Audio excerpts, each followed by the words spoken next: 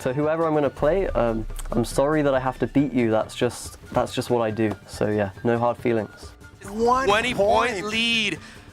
20 points, but that Grace is gonna proc. This is gonna be so tight. This is so tight. Oh man, this is so close. This first match is not disappointing. The ship down, ticking, healing up the great throw. Yes, Bell has it. 61. Bell has it. 2 points. The 2-pointer. Wow. What a way to start things off. Oh my lord.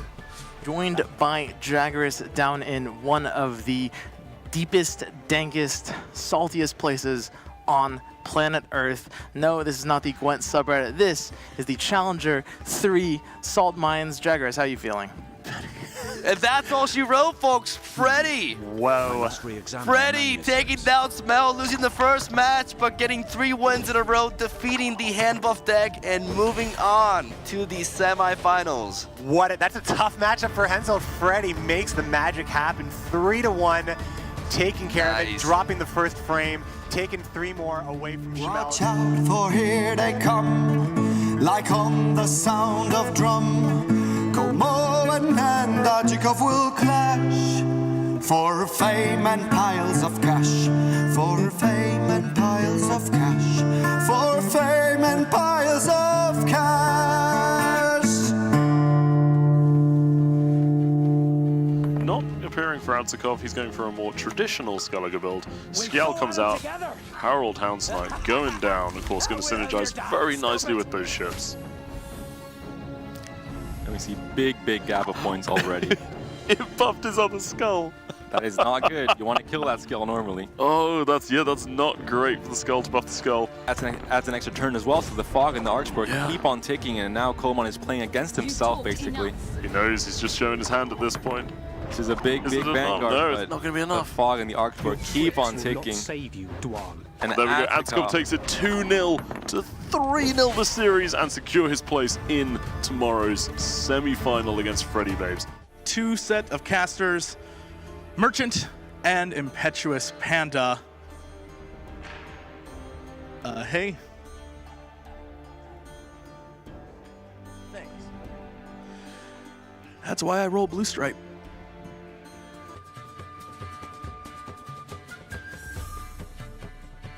And I believe what is his last unit though? Because he's played the triple enforcers, he's played all his infiltrators as well. Maybe one Vicovaro medic, or is it? Is it an emissary? I think it actually is one Vicovaro medic. One Vicovaro medic. Because he had 2 in hand, and I think that was pretty much all we saw. I mean, Roach went in. I missed part of that though. Wait. What happened? So many Nilfgaard cards on. Wait. Oh, what happened here? No. Oh. Was there something happening here? JJ does not look I think there was a bug. I think he clicked on something and it returned something else. Yeah. He returned a Cantarella, didn't he? Yeah, I think it really came down to that early pass from JJ. I guess. I think in that matchup you can make an argument for going down -2 rather than, you know.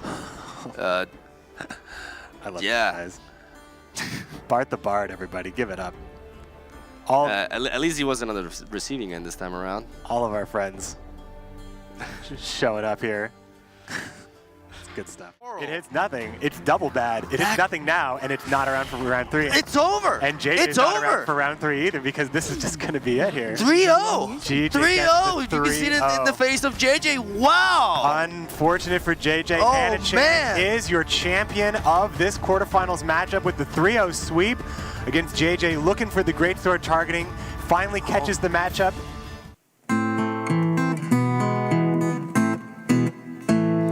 Now we shall see who's more devious and slick. Apologize or TailBot hides the most deadliest trick.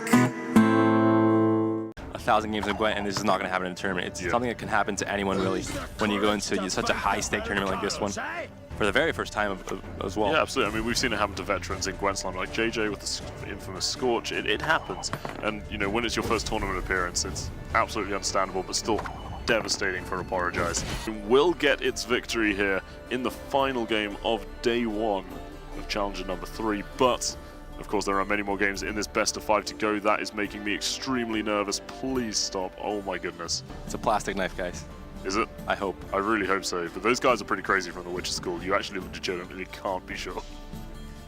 Be able to restore a Skalka unit, so...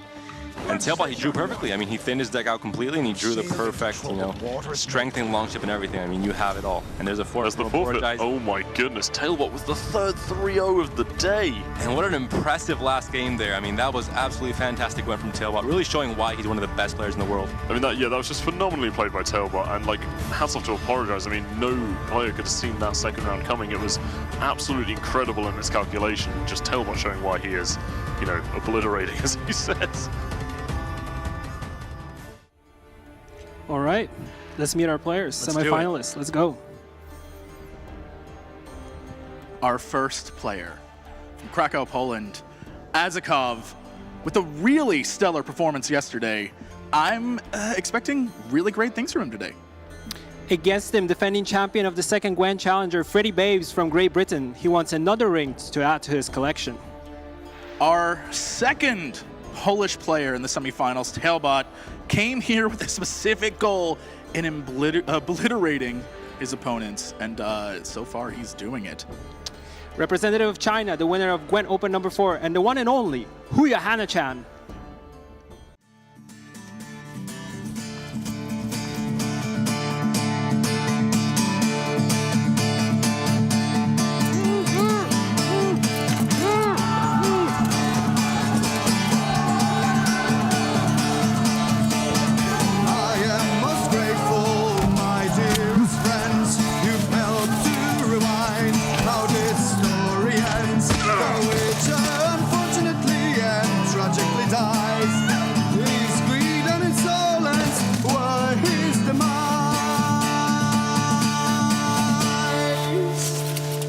It's all your fault.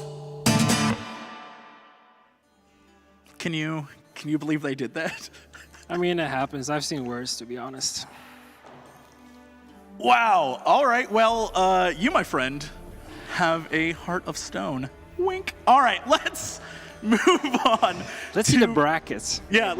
Let's see our semifinalist players. There we go. We have Freddybabes going against Adzikov. And Huyahanachann versus TailBot. I have a favorite. I'm keeping it quiet, but I have a favorite. I thought I'm your favorite.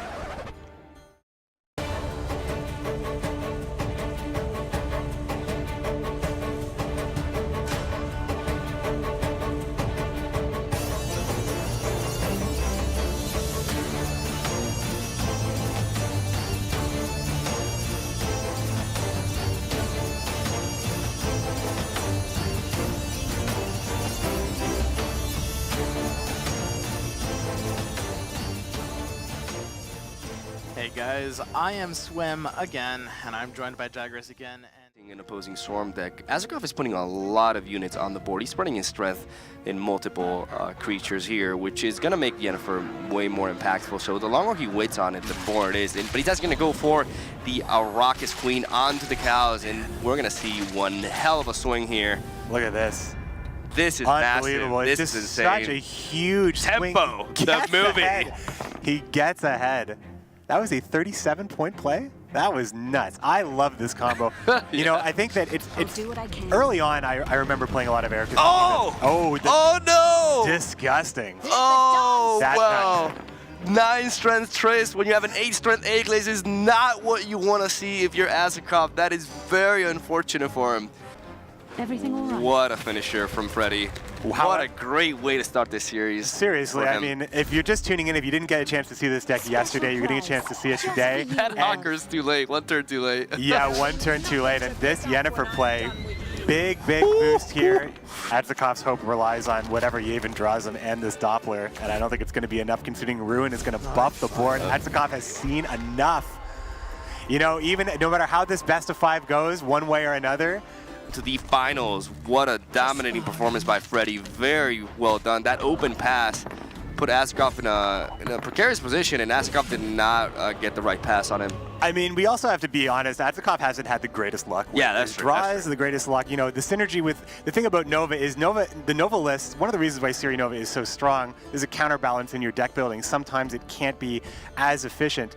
With Adzikov not running, he is running Slizzard, but he's not running Reconnaissance. The thinning opportunities and the draw opportunities, he wasn't able to really get there. So there were a lot of great cards that were stuck in Adzikov's deck, like the Griffin that could have helped things along. It was a fairly close game. Freddy did get a lot of great things to go his way.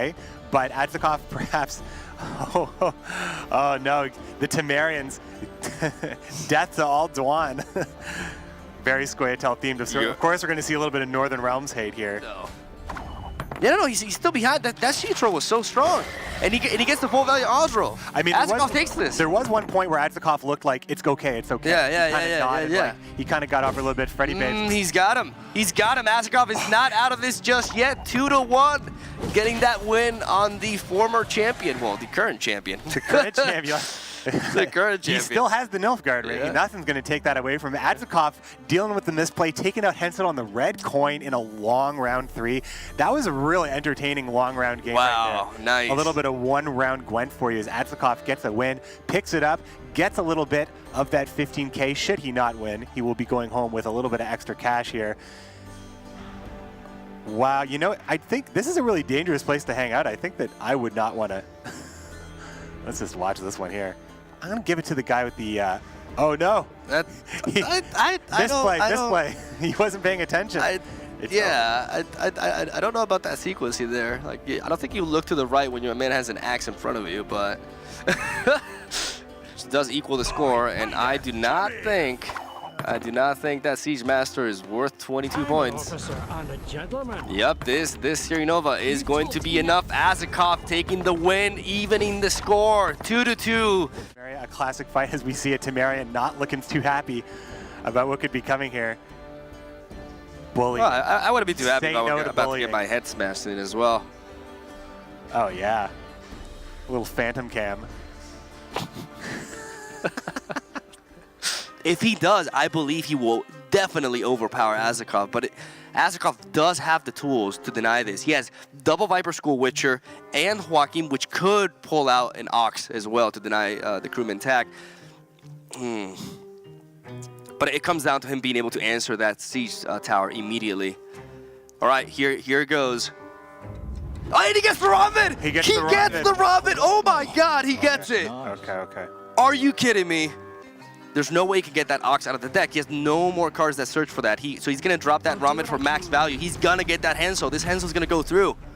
The Viper Witch will not be able to deny this. Mahakam is going to come down. Oh my God, he's going to... this is happening. The lead is tremendous right now, but this is going to... Oh, wow, I can't believe this is how it went down. Look at all those Siege Towers. Viper Witcher isn't going to be enough. Freddybabes Here going to make it rain, everybody. Here we go, boys. Oh my God. What? Freddy! Series! With the Siege Tower victory, moves on to the final. What a series. That was so epic. Oh my Lord, putting that Robin, that was outstanding. The battleground's full and the nerves are red. Big prizes and glory lies up ahead. Big prizes and glory lies up ahead.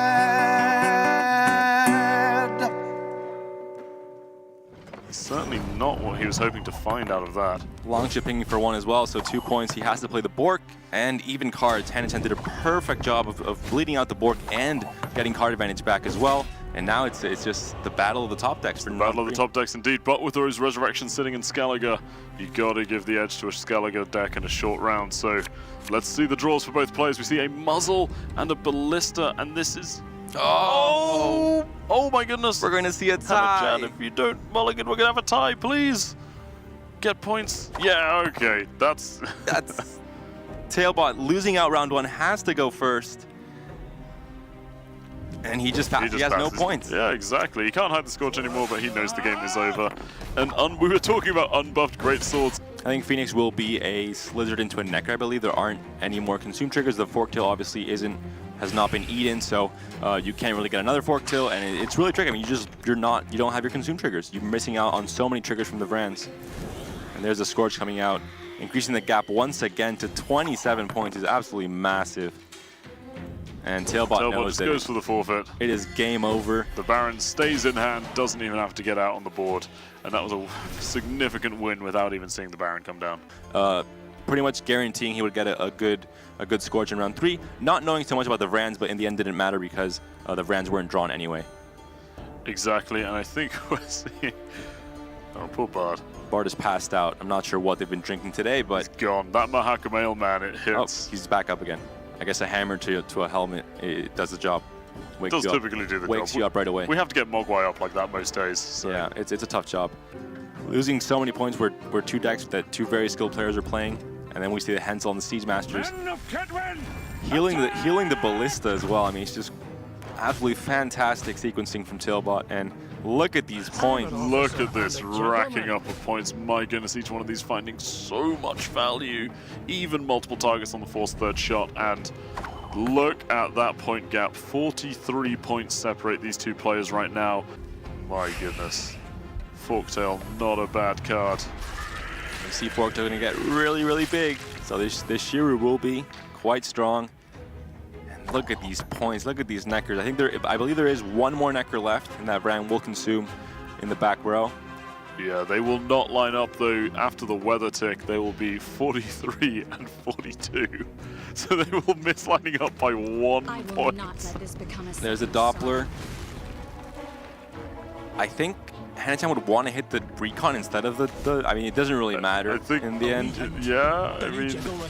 And there's a forfeit from Huyahanachann. Okay. It doesn't matter at all, right? Because as soon as he saw that they weren't going to line up, it's done. Exactly. So, long run. But of course, you've also got to then balance it with not lining anything up for Shuri. And the long jump in the front row also gets the skull, so a bit more points, you know, not just that standard 8 points, but a tiny bit more. Oh, see it once again. It happens to TailBot now. We saw it happen to Adzikov yesterday. Now it happens to TailBot. The skull gets the strength buff, which is exactly the opposite of what you want to see, and that is going to make killing that very difficult for TailBot. 20 from, so 14 elf bodies. I think he's counting them now. This is learn how to 5, count 6, with 7, 8, 9, 10, 11, 12, 13, 14. You've got enough. Do it. Unless I'm really bad at counting. I think you might be good at counting, Merchant. You might Thank get, you. You might get an award. I've worked on it for several years. There we go. And there's a 3 points from the long chips. Not enough to stay in this, and Huyahanachann finds the pass with 3 points. TailBot with the res. It's going to be enough. There comes the Marauder, and TailBot takes the series with a reverse sweep. 3-2, coming back from 2-0 down to secure his place in the final later on against Freddybabes. But oh my goodness, reverse sweep. Almost written off there, you know, there were little mumblings and whispers about how great swords could be viable, and then all of a sudden Huyahanachann just showed up with it, showing the... Winning with Henselt on blue, very impressive, very nice dry pass there. This gives Freddy Brewer 2 chances on red coin. Yeah. To beat TailBot, which definitely makes it more advantageous as TailBot is running a lot of, exactly how Swim said it, a soft targeting. Soft targeting of Brewer here, but now with 2 red coins, I mean, winning with Henselt on blue, fantastic play by, and the open pass, it worked perfectly. Henselt with the open pass works for Henselt, and it definitely hurts Alchemy. And TailBot's hand just wasn't enough to stand up to it, and ultimately couldn't do anything. Back in line! You know, I heard, Mogwai, if you fight for the Emperor, you might be free. I heard. Freddybabes bringing something very refreshing in here and actually already undefeated with it. He has won 2 games with it, and this is now game 3 as TailBot with the open pass. Oh, he's setting it up. Oh, he wanted Ruhin or Toad Prince here, because Toad Prince eats Ogeared anyways. Oh, it's so good. And Ruhin is a carryover play. This Kells is so. I was thinking play Ogeared, but no, this makes so much more sense. The deck keeps showing us cool combos every time we see this. I love that combo. Yeah, that's definitely not a dead reinforcement. Well, TailBot getting that win, evening the score. Both players getting the win with Henselt. And this is the first time that we see this dank monster deck just going down. Henselt prevailing. Northern Realms getting 2 victories in a row here. And TailBot, like I said, getting that first victory up in there and getting Henselt out of the way as well. Very, very solid performance by TailBot here. This is a very good win for TailBot. Very good win, because he can get, like, both of the decks he's facing now are significantly weaker, especially because he banned the King Brand right there. Bart the Bard trying to impress a fine elvish lass. Stopped by the Iron Watermelon. No, no, don't do it. Oh, the problem is, okay, there's the pass from TailBot. A little stay of execution there. It almost feels like, that's super good for Freddy though, because he can mulligan away this Doppler. The problem is if he draws, into an Elven War Dancer though. If he that draws, would be the worst. Oh no! Ooh.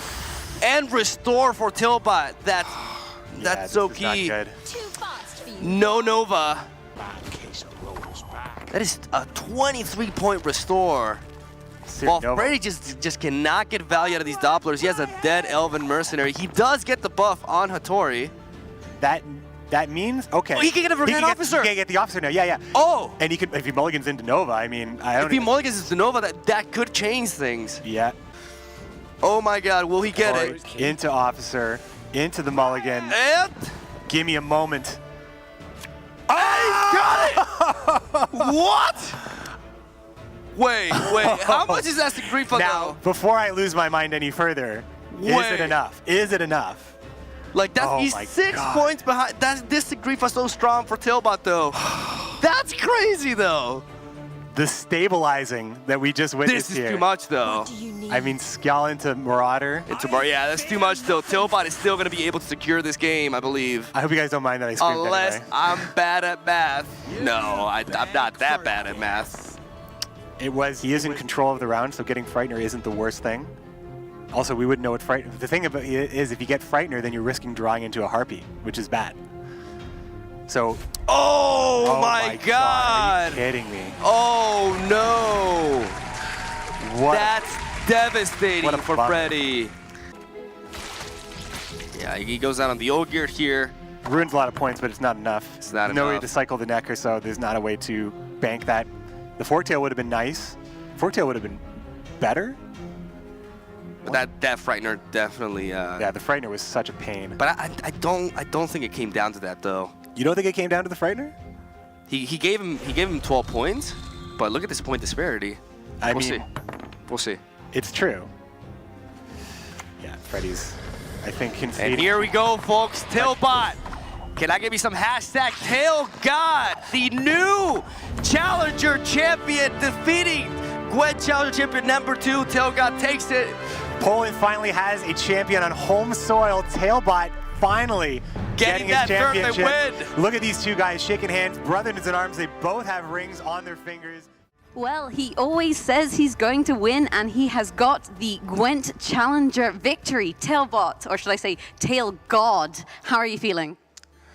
This question again, not too bad, I would say, yeah. I kinda expected this, so no surprises. Do you in fact ever feel bad? No. We're going to take a look at the prizing in just a second here. And look at this. Look at these winnings. I mean, Freddy was on the receiving end of this in Challenger 2, but this is fantastic. I mean, I apologize, Kolemoen and Super JJ. Unfortunately, they go home empty-handed because of the dominating performance of day one.